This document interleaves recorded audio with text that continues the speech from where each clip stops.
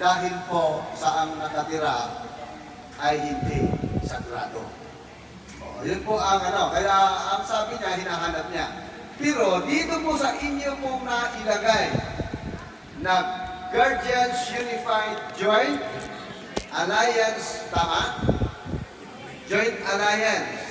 Yan po ay banal. Pero darating po ang araw pag umikot po yan Luzon, Visayas at Mindanao, maniniwala po kayo.